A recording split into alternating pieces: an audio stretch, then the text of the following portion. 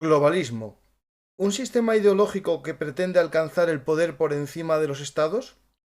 ¿O simplemente un constructo de los que militan en la teoría de la conspiración? Claro, la idea de los globalistas no es nada nuevo. El globalismo, es el intento de Estados Unidos, ¿no? De las potencias anglosajonas, de dominar el mundo, como lo intentó en su momento Alejandro Magno, o el Imperio Romano, o el Imperio Español, o el mismo Imperio claro, los términos de globalización y globalismo, pues no son idénticos, ¿no? Hay Ujú, diferencias, ¿no?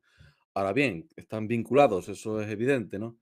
El término globalización, globalization en inglés, pues empieza, digamos, a funcionar, en las universidades estadounidenses en los años 80. ujú, Claro, que estos globalistas, ya existían desde mucho antes. Lo que pasa es que la palabra siempre viene un poco como después, ¿no? A lo que se ujú, ha llamado, visto en retrospectiva, y pues estos eran los globalistas de esta época. Lo que pasa es que no se llamaban así. Entonces, en los años 80 empezó a funcionar el término globalización, ¿eh? Pero sobre todo en los años 90, sobre todo con la caída de la Unión Soviética en el año 91, cae la Unión Soviética y ¿qué pasa? Que Estados Unidos se queda como única superpotencia. ujú. Había dos superpotencias en la Guerra Fría, nucleares, cada una con un sistema ideológico que quería recubrir al otro, bueno, que quería que recubrir el planeta entero, que eran, digamos, sistemas universalistas, Sí, como sí, eran tendían al control absoluto. bueno, de alguna manera, Ujú, digamos, al control del dominio mundial, digamos ujú, que está el sistema capitalista de Estados Unidos, ¿no? Y también hay que tener muy en cuenta al Reino Unido, y a todo lo que es la Commonwealth, en fin, al mundo anglosajón en general, de alguna manera. Y por el otro lado estaba el bloque soviético, ¿no? Que era el comunismo, ¿no? Que ya en los años, antes de la bueno, en la Primera Guerra Mundial se hablaba ya de revolución mundial. Claro, aquí se ve ya ese universalismo, esa especie de mundialismo, de que después diríamos globalismo, o de modelo de globalización, un modelo, digamos, expansivo, ¿no? Que es a través de un imperio, como en este caso era el Imperio Soviético, aunque ellos no lo llamaban así, ellos en la palabra imperio estaba mal vista, era el enemigo era ujú. el imperialismo, ¿no? Pero desde nuestra perspectiva, TIC, desde la filosofía de la historia, del materialismo filosófico, entendemos a la Unión Soviética como un imperio, es más, como un imperio generador, que fundaba ciudades, ¿no?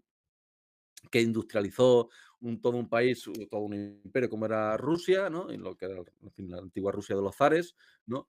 En fin, que hacía vuelos espaciales, ¿no?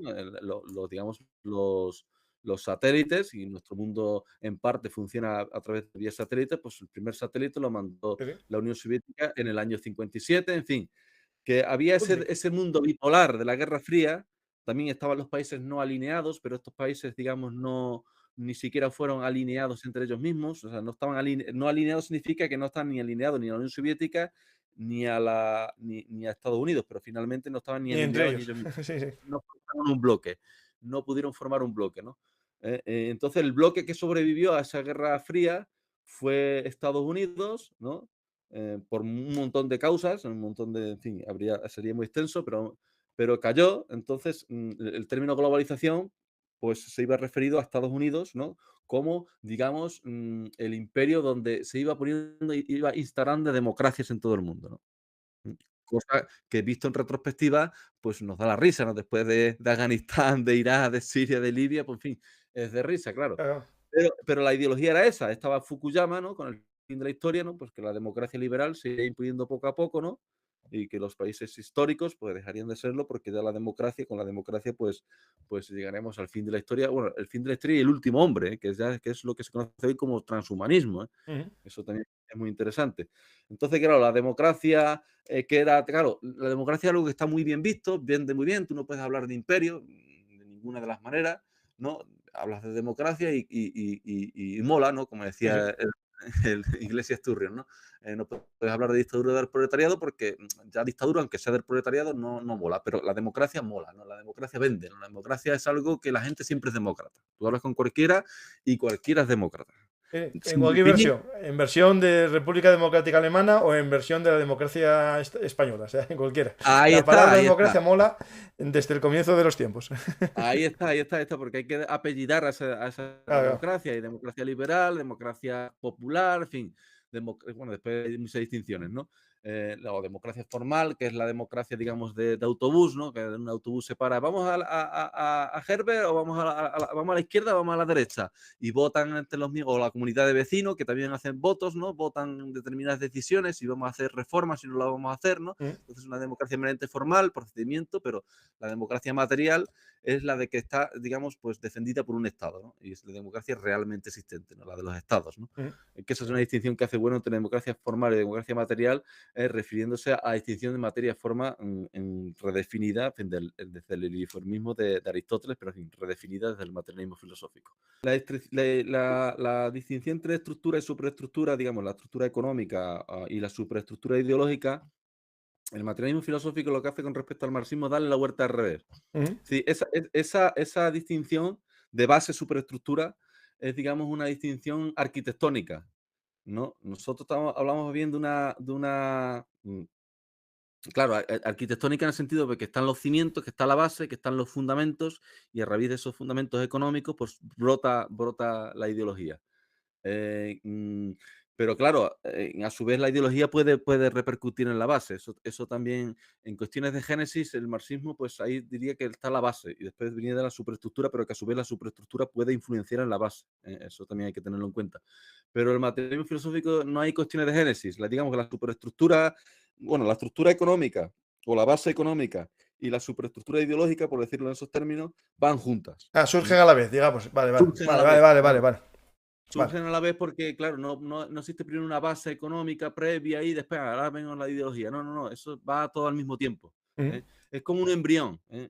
La metáfora, si la metáfora del marxismo era arquitectónica, pues esta es como la de un embrión. El embrión, digamos, no tiene los huesos, no le salen los huesos primero y después va saliendo la carne, ¿no? Sino que en el mismo tiempo el hueso y la carne van saliendo juntos, ¿no?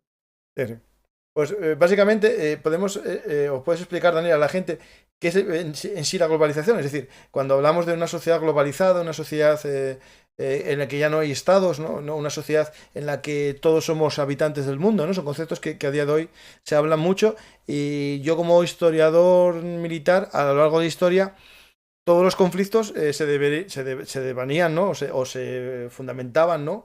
En la lucha entre estados, en la lucha de intereses entre estados o entre grupos sociales que tenían intereses contrapuestos y luchaban. Claro, viendo la concepción de esta de la globalización, así a grosso modo, yo titulé el programa "Es el fin de las guerras" porque, claro, te lo venden como que la interdependencia económica, que somos ciudadanos del mundo, que no hay fronteras, que vamos a vivir en un mundo global, no va a haber guerras, es la Pax Romana, ¿no? Es decir, es como la Pax Romana, es decir, somos todos felices porque estamos bajo el control, ¿no? De la misma... Es decir, eso es lo que hablamos de globalismo y globalización, Sí, es bueno, decir... eso sería en todo caso la Pax americana, ¿no? Claro, aquí habría que distinguir una distinción que hago en el libro, que lo tomo de un libro de bueno del año 2004, Terrorismo, Guerra y Globalización, que ese es el subtítulo, el título es La Vuelta a la Caverna, de Gustavo Bueno, entre globalización positiva y globalización aurolar.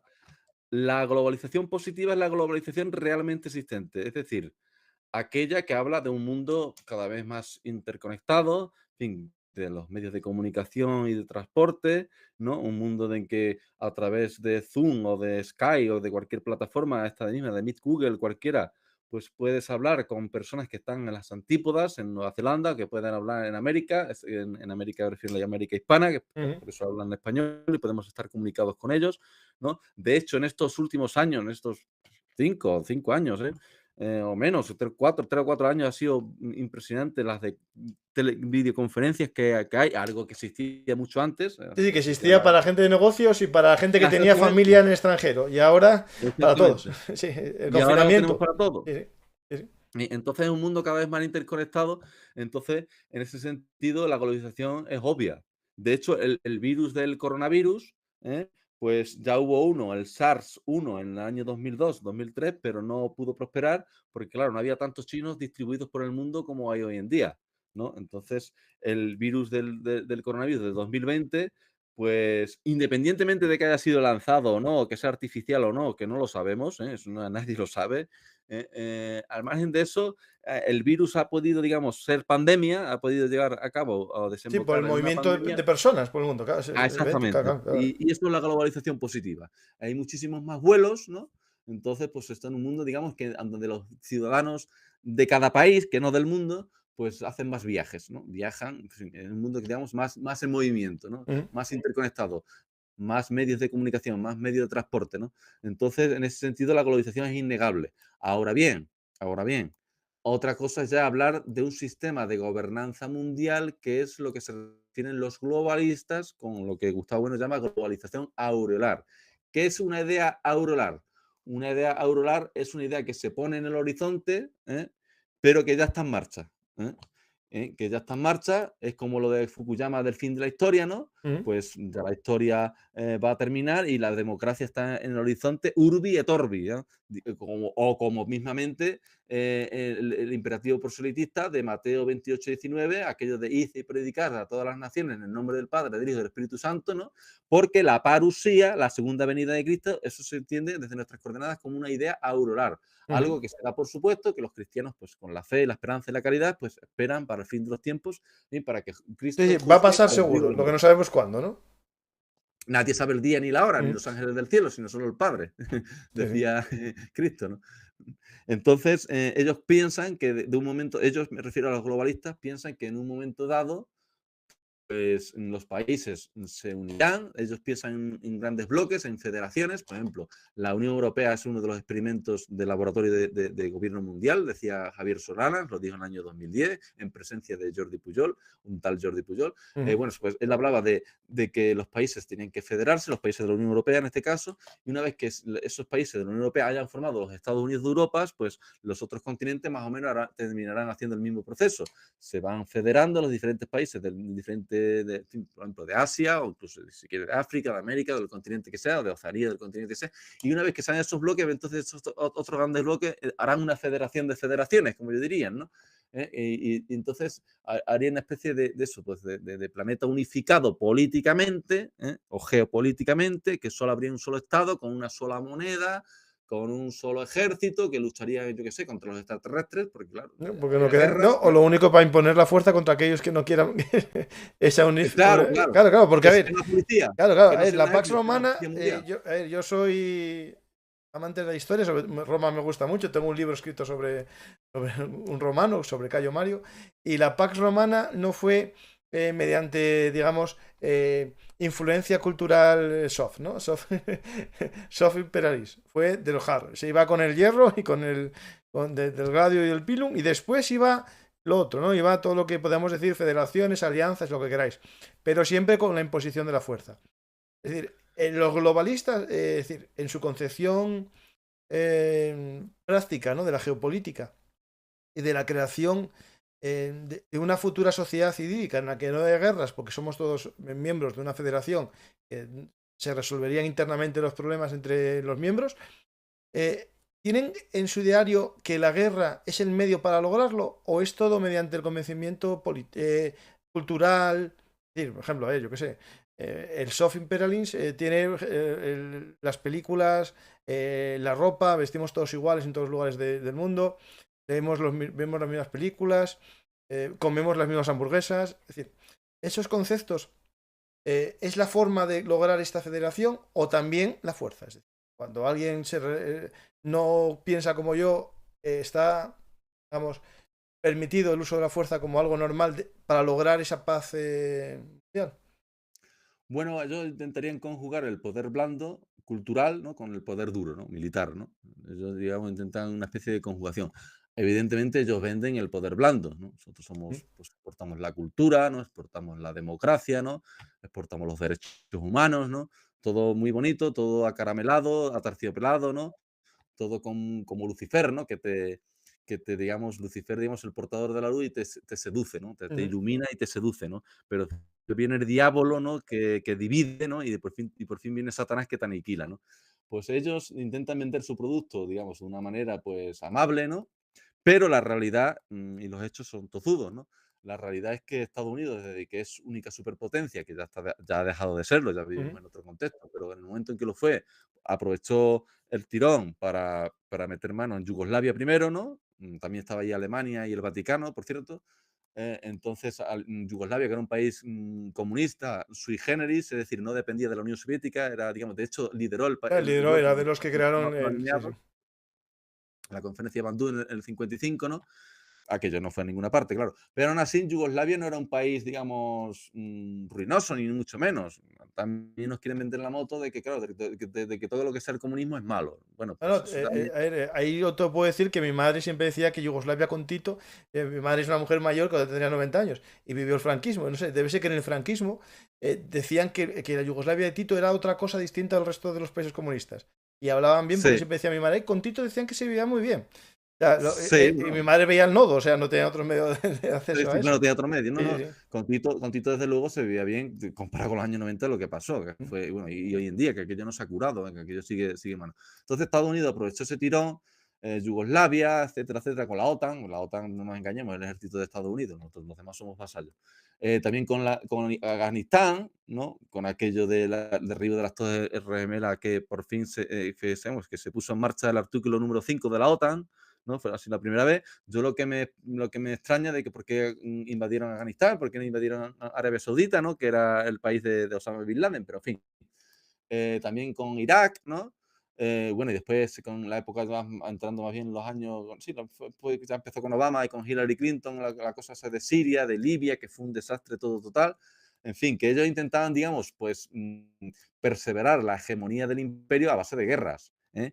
Y posiblemente unas guerras brutales, ¿eh? Que aquí se habla mucho de Franco, bueno, Franco, en fin, de Hitler y de Stalin y de todos los que quieran, pero nadie habla de los crímenes de guerra de estos años recientes en Afganistán, Irak, en Libia, en Siria, en Somalia, en fin, muchos países que ha sido brutal, de una brutalidad pues parecida a la también a los años 30, a los años 40, no nos engañemos, o sea, incluso No, no, por eso te decía, claro, que viendo un poco el desarrollo del periodo tras caída del muro de Berlín, el mundo no fue tan pacífico como nos lo no, quisimos ver. Es no, decir, claro, es, claro que es no. verdad, nosotros ahora estamos con la guerra de Ucrania, Sí, fijándonos, pero parece que lo de Yugoslavia sí. nos olvidamos sobre todo de Serbia y la guerra con Kosovo, que ahí fue, digamos, un ataque a un país por defender su integridad completa, porque Serbia tenía una parte que era Kosovo, es decir, Sí. no es como los demás que es una federación y podemos hablar de una lucha de secesión dentro de una federación que es distinta a una guerra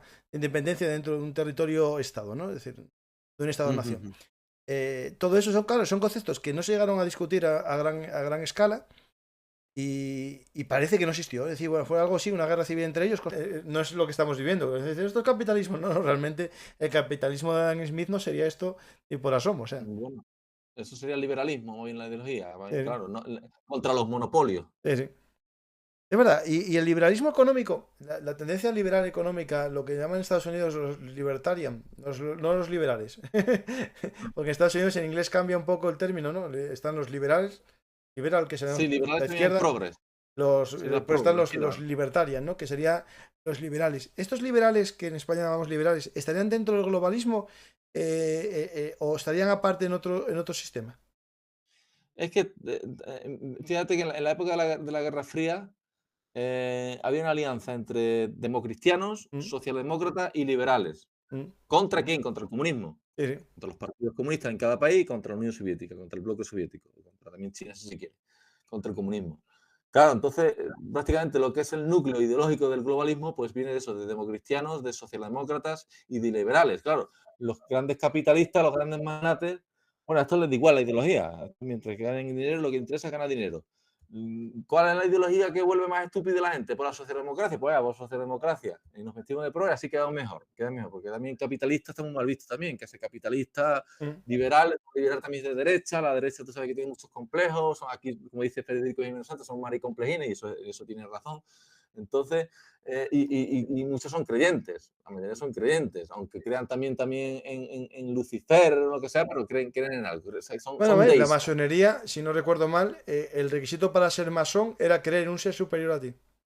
El, eso el es clásico, una el logia. clásico. O sea, para ser En masón tienes alguna que creer en logia. algo. Puede ser Lucifer Sí, o Dios, pero tienes que creer en un ser superior. sí, que sobre todo en la Gran Logia de Inglaterra. Vamos al Gran Oriente de Francia, lo mismo no. Pero tienes que creer en el gran arquitecto del Mm. universo, y ya puede ser creyente, esto, anglicano, sobre todo de la iglesia anglicana, o de cualquier otra confesión. Pero tienes que creer en un ser superior, claro. Eso es la premisa que yo siempre había oído. Claro, me choca cuando, cuando oyes gente que está ahí metida y dices tú, "Yo no sé en qué creerás. En el que yo creo no, pues va a ser el otro. O creen en un ser superior, que es el dinero también, eso es un problema. ¿Eh?